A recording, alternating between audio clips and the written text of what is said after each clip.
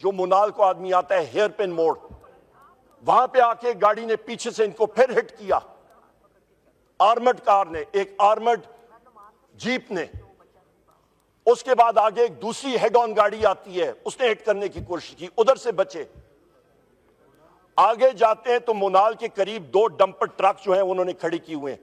इतना गैप था कि इन्होंने उसके बीच में से गाड़ी निकाल दी। मौजूद था ये वहां से निकले हैं। आगे खारदार तारे और सीमेंट के बड़े ब्लॉक लगे हुए हैं, उसके ऊपर से गए, इनको चारों टायर गाड़ी के बर्स्ट हो गए।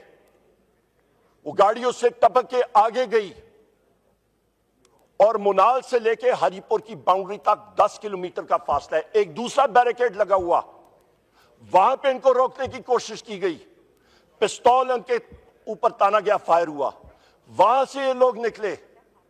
मैं वहां पे हरीपुर की बाउंड्री पे खड़ा था जिस वक्त गाड़ी देखी जनाब स्पीकर, तो खुशकिस्मती के साथ जो इनकी बुलेट प्रूफ व्हीकल थी वो रन फ्लैट टायर्स थे। ये टायर फट जाए आखिरी उस पे वो कुछ किलोमीटर आप उस पर रन कर सकते हैं, उससे शोले निकल रहे थे। गाड़ी जवाब दे चुकी थी, दूसरी गाड़ियों में ट्रांसफर किया। हरीपुर की तरफ हम लोग जाके और पेशावर हमने जाना था। रास्ते में मुनाल से और आपका हरीपुर के आधे रास्ते में पहुंचे तो पता चला कि रेंजर्स वहां पे आ गए। 300 से ज्यादा रेंजर्स की नफरी बिन बुलाए। अगले दिन अली अमीन खान साहब ने मानसेरा में आईजी केपी अख्तर हयात खान गंडापुर से और उनके चीफ सेक्रेटरी से पूछा कि रेंजर्स केपी में कैसे आई, किसने इजाजत दी। उन्होंने कहा रेंजर्स आ ही नहीं सकती जब तक सूबाई काबीना उसको इजाजत नहीं देती। इजाजत ही नहीं थी, फिर भी आ गए और रोड्स उन्होंने मल्टीपल ब्लॉक किए हुए थे पूरी रात। टारगेट कौन था? वजीर आला खैबर पख्तूनख्वा अली अमीन खान साहब और बुशरा बीबी साहिबा। हमने दूसरे पहाड़ों में से रोड लेके हम लोग मानसेरा की तरफ गए। वहां जी होए आप करें ना, आप जरा वहां पे गोलियां खाएं, मैं फिर देखता हूं। 2-3 गोले खाए, आपको पता लगे, इनको पता लगे। जनाब speaker, order in the house, no cross talk please. जनाब स्पीकर, मैं आपको बताता हूं, जिस वक्त मानसेरा पहुंचे अली अमीन खान साहब ने जब चीफ सेक्रेटरी और आईजी केपी से पूछा, उन्होंने कहा हमारी इजाजत नहीं थी। उन्होंने कहा इन रेंजर्स के खिलाफ आप एफआईआर करें। तब वो वहां से हरीपुर से निकले। मैं पूछता हूं जनाब स्पीकर, ये सारी चीजें विद टाइमलाइंस आपको मैं बता रहा हूं। ये जब सारा हो रहा था, गोली किसने चलाई इस्लामाबाद में? जिम्मेदार शाहबाज शरीफ। रेंजर्स किसने भेजी हरीपुर में केपी में बिन बुलाए, बगैर इजाजत के? जिम्मेदार फेडरल गवर्नमेंट और शाहबाज शरीफ। ये गैर आईनी गैर कानूनी इक़दामात जो हो रहे हैं, एक खैबर पख्तूनख्वा के चीफ मिनिस्टर को, उसके खिलाफ असैसिनेशन अटेम्प्ट कौन कर रहा है? आपका शाहबाज शरीफ। ये वो सूरत हाल है जनाब स्पीकर जिसका इस हाउस ने और इस कौम ने और इस जुडिशरी ने नोटिस लेना होगा और जवाब देना पड़ेगा, क्योंकि हम लोग तब तक आगे नहीं बढ़ सकते जनाब स्पीकर जब तक ये जवाबात हमारे पास नहीं आते। क्या हम लोग एक वर्चुअल मार्शल लॉ में है? ये तो रियासती दहशतगर्दी हो रही है। मॉडल टाउन में रियासती दहशतगर्दी थी, डी चौक में रियासती दहशतगर्दी है। ये कब तक ये सारा कुछ चलेगा जनाब स्पीकर? क्या यही होगी रियासत के? हम सारा हिस्सेदार हैं। रियासत क्या होती है? मैं फिर आर्टिकल 7 आप पढ़ के देख लें। आर्टिकल 7 में आईन पाकिस्तान में वाज़े लिखा है, रियासत होती है मजलिस शूरा, जिसमें ये ऑगस्ट हाउस नेशनल असेंबली और हमारी सेनेट शामिल है, जिसमें फेडरल गवर्नमेंट शामिल है, जिसमें सूबाई हुकूमत शामिल है, सूबाई असेंबलियां शामिल हैं, जिसमें वो इदारे जो कि टैक्स नाफिज कर सकते हैं। बाकी सब के सब उनके मातहत रियासत के औजार हैं। वो अपने आप को रियासत नहीं कह सकते हैं, वो रियासत के औजार हैं जनाब स्पीकर। जब रियासत का एक फर्द रियासत के दूसरे फरीकैन पे हमला आवर हो, जिस वक्त प्राइम मिनिस्टर जो फॉर्म 47 का प्राइम मिनिस्टर है वो उठ के इसने तो सीट नहीं अपनी जीती, यहां पे मेंबरान जो हाउस है ये तो इनकम्प्लीट है। ये जब एक चीफ मिनिस्टर और एक छोटे सूबे के चीफ मिनिस्टर और एक हसास सूबे के चीफ मिनिस्टर पे असैसिनेशन अटेम्प्ट करता है जनाब स्पीकर, फिर वहां पे डेमोक्रेसी नाम की कोई चीज नहीं रहती। जनाब स्पीकर, इससे पहले भी मैं आपको बता दूं, जिस वक्त हम लोग हजारा मोटरवे पे आ रहे थे, मैं वहां पे खड़ा था, टीयर गैस शेलिंग शदीद हो रही थी, वाज़े तौर पे टारगेट हुआ, एक टीयर गैस का राउंड आके छाती में लगा, दूसरा यहां पे गले पे आके लगा। इसका भी इंशाअल्लाह ताला हम लोग पर्चे करेंगे और इनके वुज़रा पे और इसके शहबाज शरीफ के ऊपर करेंगे और इनके एहलकारों पे इंशाअल्लाह ताला पर्चे होंगे। जनाब स्पीकर, यहां पे आप आवे का आवा या बिगड़ा हुआ है, मैं आपको उनकी जिंदा मिसालें बताता हूं। मेरे 4 मुलाजमीन और 2 गाड़ियां, अभी इसकी मिसाल मैं आपको देता हूं। हरिपुर के अंदर से उनको उठा लिया जाता है और मुलाजमीन को 3 दिन बाद सेक्रेटेरिएट थाना इस्लामाबाद में उनके ऊपर पर्चा होता है। 2 गाड़ियां, 1 लाख रुपए नकदी, ड्राइवर्स लाइसेंस, चेकबुक्स, ये गायब अभी तक। मैंने उसी वक्त दूसरे दिन एप्लीकेशन दी इन साथियों को और अपनी गाड़ियों को बरामद करने की। एप्लीकेशन मैंने दी डीपीओ हरिपुर को कि एफआईआर आईजी इस्लामाबाद अली नासिर रिजवी के खिलाफ, उसके डीआईजी और एसपी के खिलाफ करें, क्योंकि उन्होंने मेरे लोगों को वहां पे गैर कानूनी तौर पे हरिपुर में से जाके अगवा किया और वो प्रूफ भी मेरे पास मौजूद है। उन्होंने जब यहां पे लाया, मैंने कहा इनके खिलाफ आप पर्चा करें, पर यहां पे फेडरल गवर्नमेंट की नेगेटिव इंटरफियरेंस इस हद तक है केपी के अंदर कि जो आपका आईजी खैबर पख्तूनख्वा अख्तर हयात खान गंडापुर, उसने हरिपुर के डीपीओ को ऑर्डर किया कि आपने इस्लामाबाद के आईजी अली नासिर रिजवी के खिलाफ, डीआईजी के खिलाफ, एसपी के खिलाफ आपने पर्चे नहीं एफआईआर लॉन्च करना। यहां तक इसकी इन्वॉल्वमेंट है फेडरल गवर्नमेंट की जनाब स्पीकर। और क्यों? क्योंकि आईजी केपी को अपनी नौकरी पक्की करनी है। वो देख रहा है कि उसको कहीं पे अच्छी जगह पे ट्रांसफर आगे मिले या रिटायरमेंट के बाद उसको एडजस्ट किया जाए। इन चीजों को हम लोग कंडेम करते हैं जनाब स्पीकर। जी, ये वीडियो ना बनाएं, ये हाउस में कुछ रूल्स और प्रोसीजर्स हैं, प्लीज। जनाब स्पीकर, इस पे आपकी तवज्जो चाहता हूं जनाब स्पीकर। जनाब स्पीकर, अल्हम्दुलिल्लाह रब्बुल इज्जत के हुक्म के साथ वसीला वजीर आजम इमरान खान साहब बने के इस हाउस में भारी अक्सरियत के साथ हम सारे यहां पे इलेक्ट होके आए हैं। मैं अपने वजीर आजम इमरान खान साहब का मशकूर हूं, इन साथियों का मशकूर हूं जिन्होंने बैसियत leader of the opposition elect किया। जनाब स्पीकर, अडयाला जेल हम लोग जाते हैं, leader of the opposition in the Senate, Sunni Ittehad council के हमारे चेयरमैन साहिबजादा हामिद रजा साहब, हमारे leader of the opposition Punjab assembly, बजाते मैं खुद, हम लोग हमारे स्पीकर असद कैसर साहब आज यहां पे मौजूद नहीं है, वो हम लोग वहां पे अडयाला जेल में पिछले महीने जाते हैं जनाब स्पीकर। पिछले महीने वजीर आजम इमरान खान साहब से मुलाकात करने के लिए, और कोर्ट ऑर्डर्ड मुलाकात।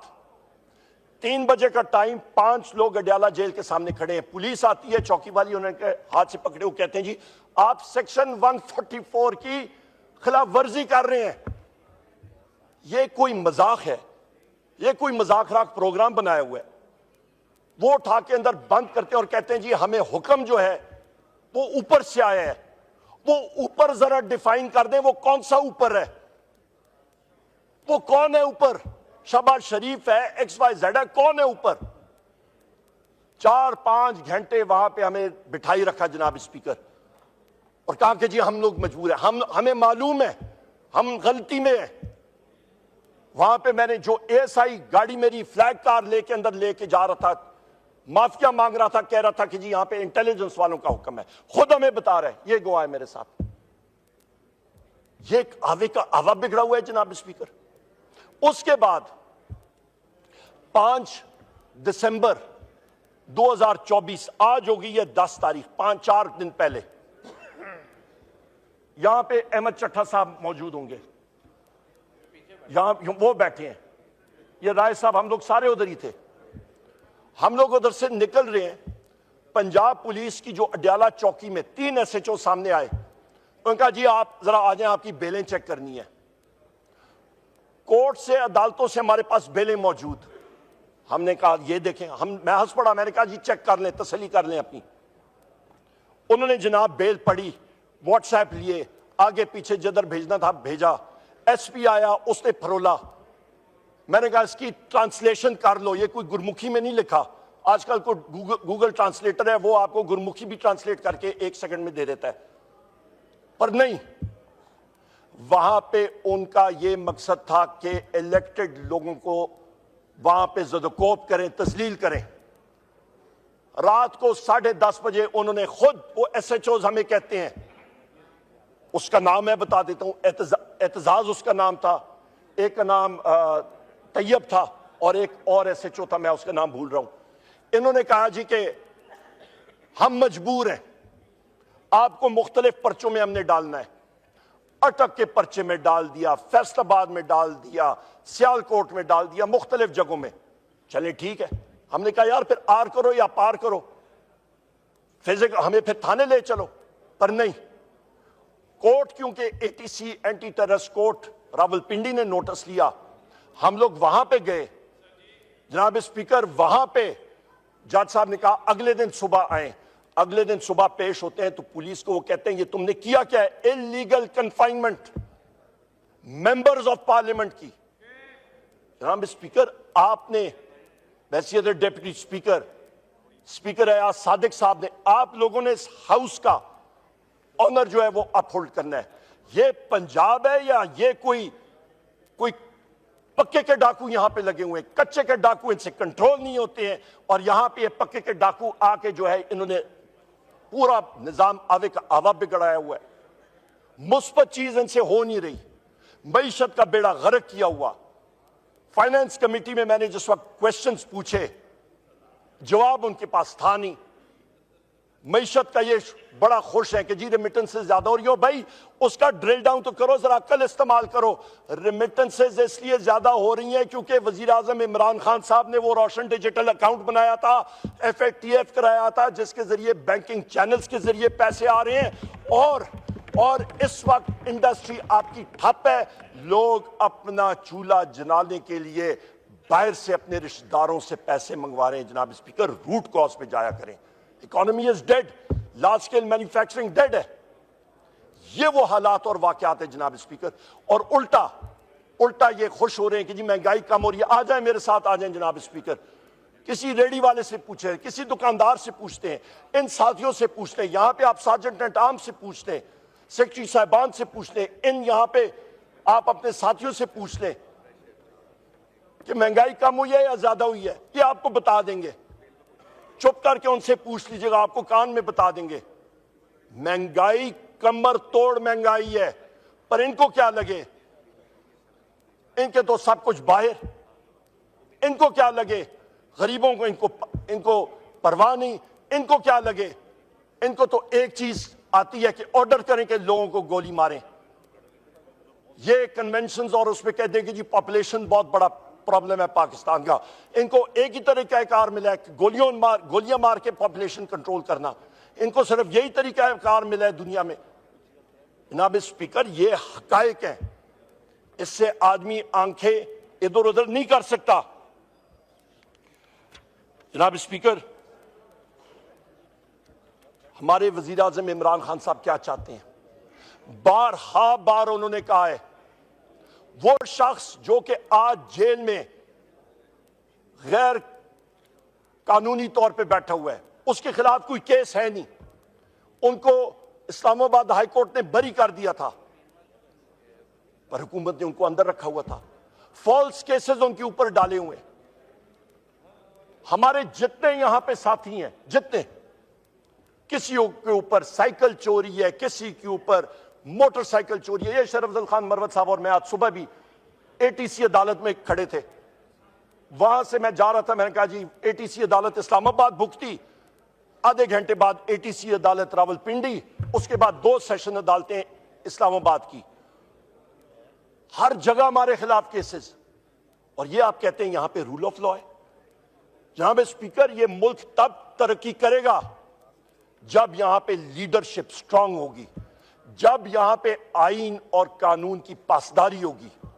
जिस वक्त आपको राइट होगा कि आप आवाज बुलंद कर सकें बगैर किसी डर के आप पे 7.62 की गोली आके आपके सीने में लगेगी। ये लोग कहते हैं कि जी हमें ये बताएं कि कितने लोग शहीद हुए। मैं आपको बताता हूं, 12 हमारे साथी शहीद कंफर्म्ड, उनके जनाजों के फोटोग्राफ्स, उनकी मैतों के चेहरे मुबारक के फोटोग्राफ्स, उनकी तदफीन के फोटोग्राफ्स और वीडियोस हमने चलाई हैं। शेख वकास अकरम साहब थे और मैं था, हमने पेशावर में वो वीडियोस चलाई। उसके बाद 200 से ज्यादा, ये जरूरी सुन लें जनाब स्पीकर, 200 से ज्यादा हमारे लोग मिसिंग, मैं फिर रिपीट करता हूं, प्रिज्यूम डेड और शहीद, 5000 से ज्यादा अरेस्ट, सैकड़ों लोग जख्मी। कौन जवाब दिया जनाब स्पीकर? जिस मुल्क में यह हो रहा होगा, खाक की इन्वेस्टमेंट आएगी, कैसे मुल्क तरक्की करेगा? इसीलिए लार्ज स्केल मैन्युफैक्चरिंग को देखें, आपका डेड है, जीरो ग्रोथ, कोई इंप्लॉयमेंट जनरेशन नहीं। ये जनाब स्पीकर, आखिर में मैं कहता हूं कि ये जो हमारे साथी हैं, इनको रिलीज ना किया गया जो बेकसूर अंदर बंद है, और हमारा 9 मई का और सानिया 26 नवंबर 2024 डी चौक का सानिया, और जो हमारे पख्तूनों के खिलाफ जुल्म हो रहा है, इन चीजों की इन्वेस्टिगेशन एक जुडिशियल इंक्वायरी या कमीशन के जरिए ना हुआ तो फिर हम मजबूर होंगे कि हम लोग पाकिस्तान में और बैनुल-अक़वामी दुनिया में हम लोग सिविल डिसोबीडियंस की मुहिम लॉन्च करें, और वो पुरअमन सिविल डिसोबीडियंस मुहिम, वो हमारा हक है, वो हम लोग लॉन्च करेंगे। उसमें मुख्तलिफ स्टेप्स हैं, वो हमने इन्यूमरेट भी किए हैं, और वो जोर शोर से इंशाल्लाह होगी। बहुत बहुत शुक्रिया जनाब स्पीकर।